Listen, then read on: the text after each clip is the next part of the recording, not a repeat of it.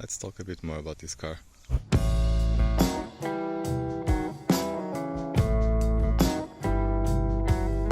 This is a 26-year-old Alfa Romeo 146 1.6 boxer engine from June 96. I don't know a lot about the first years of this car, but I know that at around 150,000 kilometers the timing belt snapped and the valves hit the pistons, so it had to be rebuilt. I think the pistons were alright, and so was the rest of the bottom end, but yeah, it had to be stripped apart back then. My friend bought it at that time. It was fixed by a mechanic that he knew, or his dad knew, and he bought it to that mechanic. It was in much better shape back then. The paint was much better, but you know, 9 years of daily driving around Lisbon, they take a toll. The latest of them all is probably this area here that I have already shown you. Yeah, it had a small accident and it had to be replaced, and the other one too, because it would look weird, right? And this has never been painted.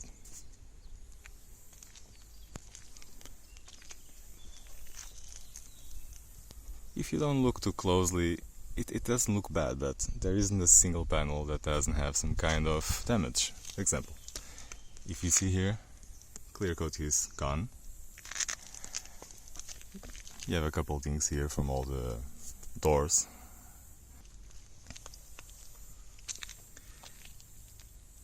Here it's pretty much the same thing. A scuff there. The bumpers obviously also led a hard life.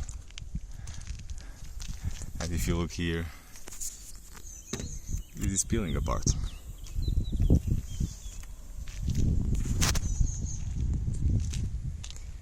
More clear coat going. And here it's particularly bad. You can see that the side skirts are, not exactly where they should be. Oh, but there's a snail there. That's cool. My friend painted these wheels a couple years ago, but obviously it was a DIY job and it's not perfect anymore. They're still better than in my 33 though. Let's see this one. Yeah, this one's a bit worse. But look, really good tires. That's what we want to see. As I was saying, my friend bought this car in 2011 and it was around 150,000 kilometers. He bought it because he wanted a 33 with a boxer engine, but I don't think his dad would approve, and he had to try and find something a bit more rational and more user-friendly, because it would be used every day. So he bought this one of the last Alfa Romeos with a boxer engine. The first thing you notice when you try to enter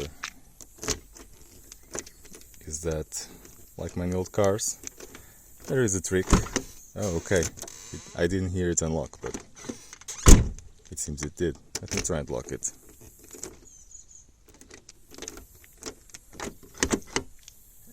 Yeah, but this one won't be locked, I think. So, you see, you're starting with the right foot. Let's see the other side. Yeah, not sure about all those noises.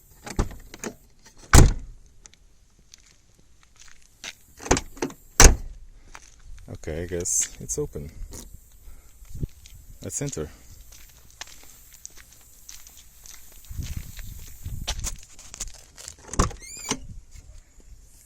The previous owner, before my friend, had a dog. And the dog decided to bite this. It's interesting because the steering wheel is plastic and this is also plastic, but then you have leather seats.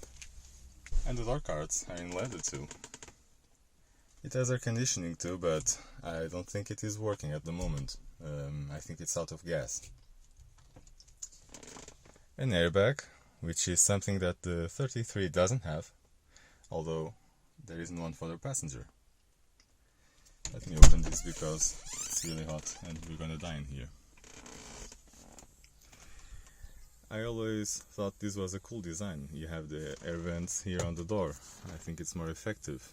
You also have the buttons for the power windows here, just like in the 33, although the design is different. On the 33 you'd have them here. Nice chrome handle.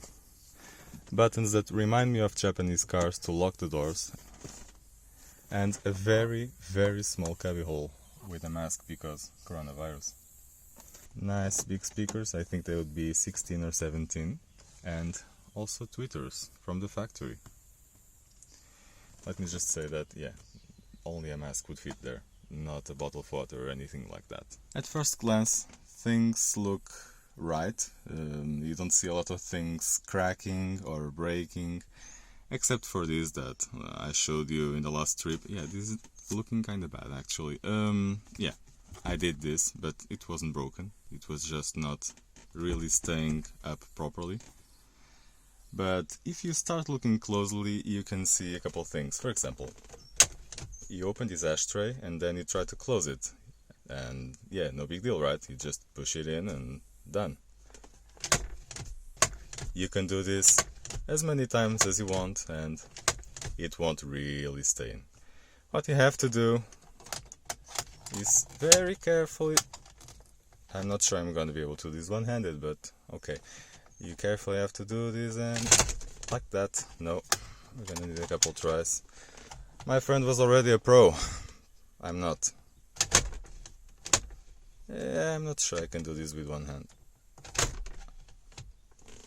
I think I'm just gonna continue and let it be because it seems it doesn't want to obey me. You might notice that this was not the radio that was in here when I brought the car from Lisbon. And that's because that radio is broken. It was working very well before, but this car has been sitting for a couple months. It was started up every 2 weeks, but it wasn't on the road that much. And the last time we plugged the battery, the radio stopped working.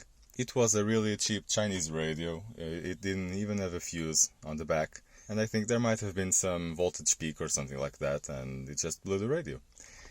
This one works. I'm gonna shut the door for this, and I'm gonna show you the sound. Yeah, this is not really well fitted.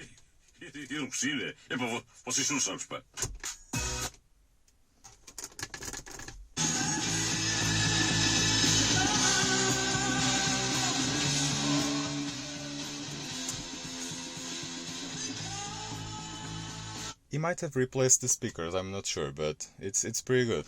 And it has a thing that I like. It also has speakers on the doors, on the back, not on the parcel shelf. Actually, this car manages to be better than the 400 in quite a lot of things, except the fact that it's trying to lock itself, and it's not able to. Yeah. For example, these buttons are illuminated. Those on the Rover aren't. And you have not only a better reading light, you have two. In the Rover you get one shabby one at the front. Then you have the fact that this is digital and it's actually working, no pixels missing. And it's still a mechanical one on the 400. And it didn't really come with the tweeters from factory.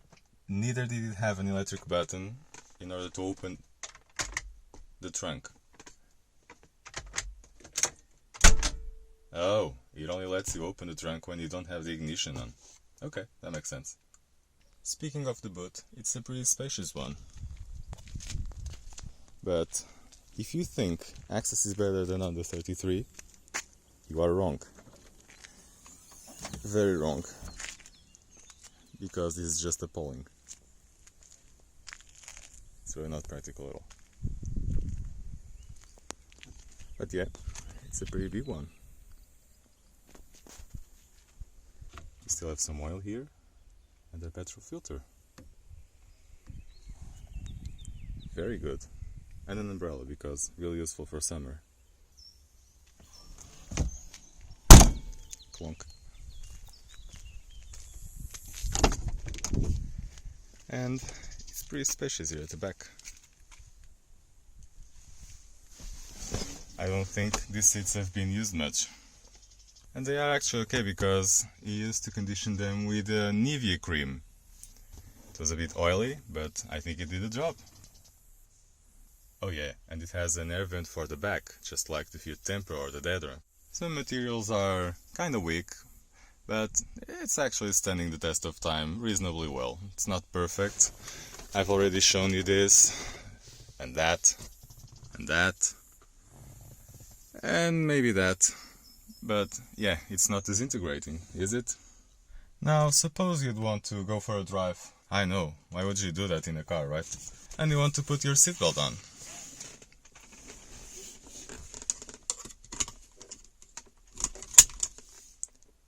It actually worked, but it wasn't supposed to stay like that. And sometimes you can't really put it on. So what you do is... yeah, solved. This is feeling a little clunky. And I hope it doesn't let me down one of these days. But yeah, let's open the door and start it up. This time the starter motor... shut up, doors. Sometimes the starter motor works for a second longer than it should, but this time it didn't.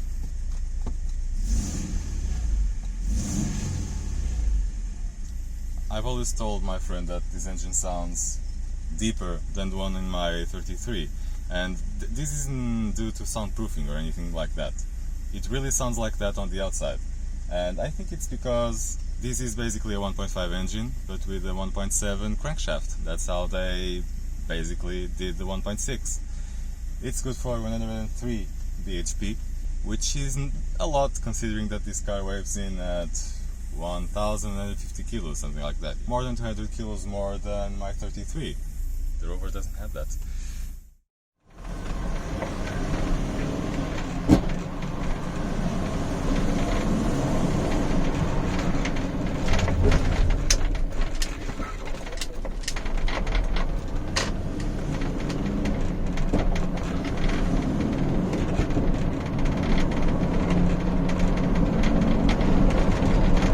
As you can see, we are already in 5th gear and we are doing 50. It gives you the feeling that it's wheeling, but it's not actually that quick. And you might have noticed too that 2nd gear is not great. You really have to do it carefully, otherwise you're gonna get a nasty sound like this. Yeah, okay. It was not terrible. Sometimes it's worse.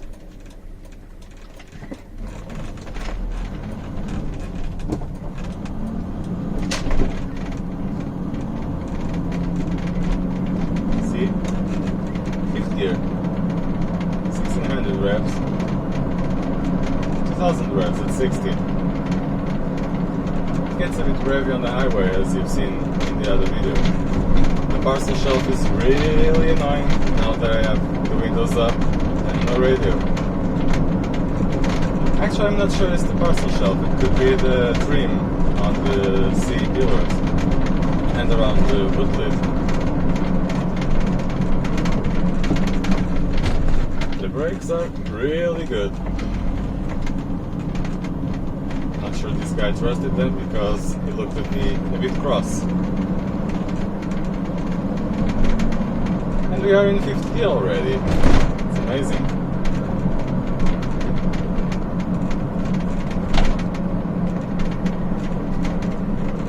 This engine is working pretty sweetly. It has been well kept by my friend. No revving when cold. Always the best oil, like 550 or 1060. Boxer engines like this, these boxer engines at least. I think he even tried to use a Slick 50, I think that's it, on the gearbox, but to no avail. It's still not very good.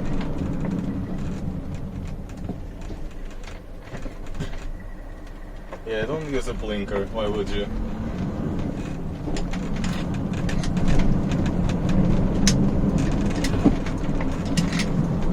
It's a bit notchy, but I think all these gearboxes are notchy, even when new.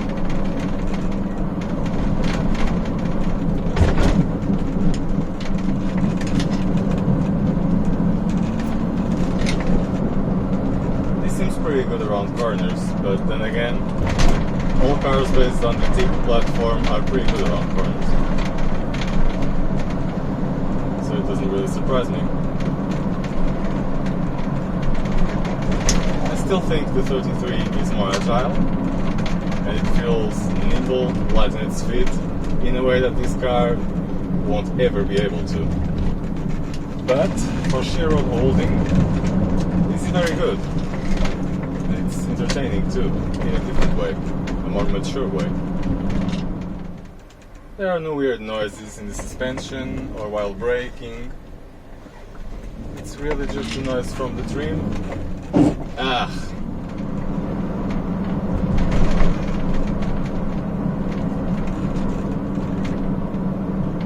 Let me try again. I'm gonna fail miserably, I know, because this car just won't allow me to do this. Okay. It's much easier on the 33.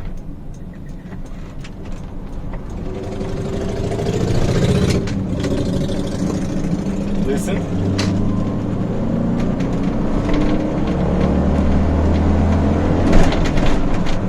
And we didn't even do 70. And I just avoided going for second, I don't know if you noticed. Yes, that was some wheel spin, because I was turning at the same time. Fifth gear.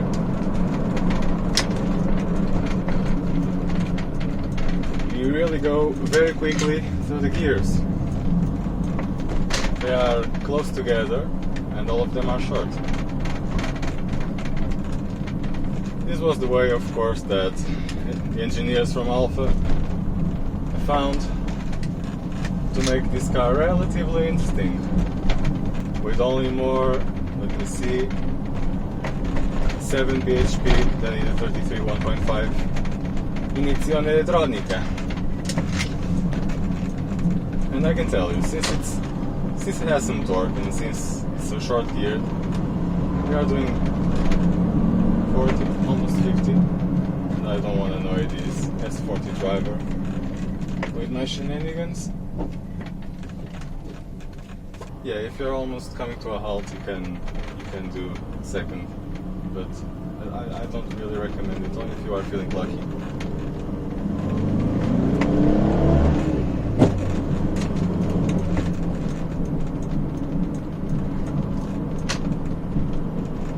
I was going to say that this is a car that makes you sweat, but it's really it, not the car.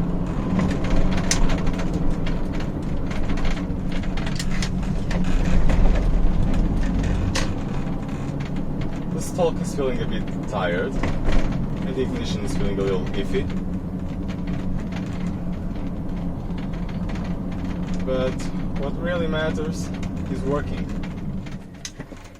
We are now going backwards, so thank you for watching. I hope you've enjoyed it, and see you in the next video. Bye.